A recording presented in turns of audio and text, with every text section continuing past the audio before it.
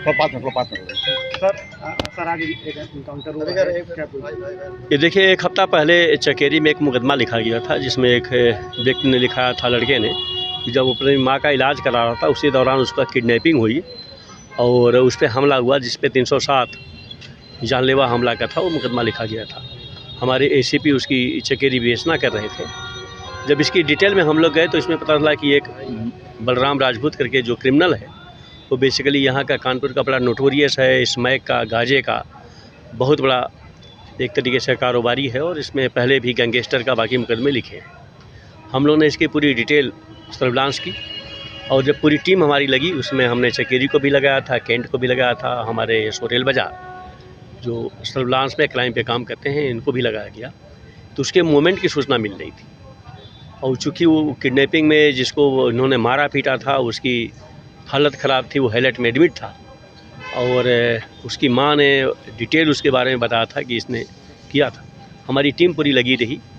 चूँकि ये मामला स्मैक का था, गांजे का था, तो जैसा कि आप सभी लोग जानते हैं कि हमारे पुलिस कमिश्नर कानपुर सर का विशेष अभियान है कि जो भी ऑपरेशन सुदर्शन के तहत इस तरीके के एनडीपीएस में लगे उन पर सख्त कार्रवाई की जाए।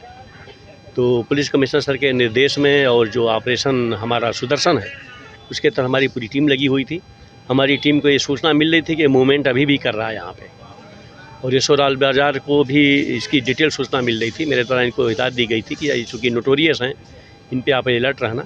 इन्होंने जब इनको इंटरसेप्ट किया तो इनके ऊपर इनके फायरिंग हुई और चूँकि ये जैकेट पहने हुए थे तो बुलेट प्रूफ जैकेट पे गोली लगी और फाइनली ये बचे और जब इन्होंने जवाबी कार्रवाई की तो उसको गोली लगी है, उसको हॉस्पिटल एडमिट किया गया है।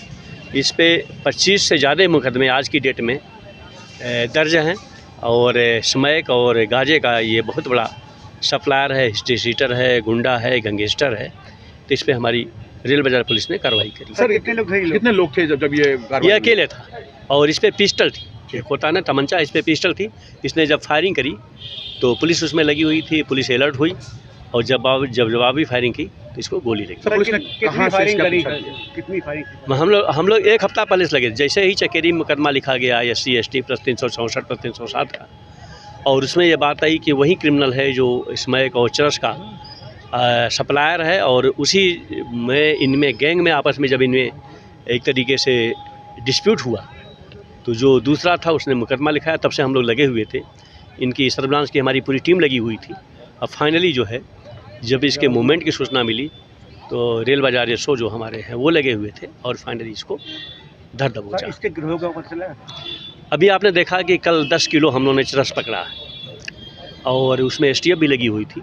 तो हम लोग जो NDPS के या जो भी मतलब इस तरीके के नारकोटिक्स में लगे हुए हैं, हमारे पुलिस कमिश्नर कानपुर सर का एकदम स्पष्ट आदेश है कि ऑपरेशन सुदर्शन के तहत जो भी इस तरीके के क्रिमिनल हों उस पर सख्त कार्रवाई हो और उनको या तो जेल में भेजा जाए या फिर वो स्टेट छोड़ के। सर पुलिस के आपस में जो भीड़ हुई है जिसके बदमाश के साथ कितने राउंड फायर हुए हैं, कुछ इसके बारे में? अभी इसकी डिटेल हम पता कर रहे हैं, लेकिन एक मतलब एक अच्छी बात यह है कि हमारे SO को जो गोली लगी है बुलेट पे वो बचे हैं।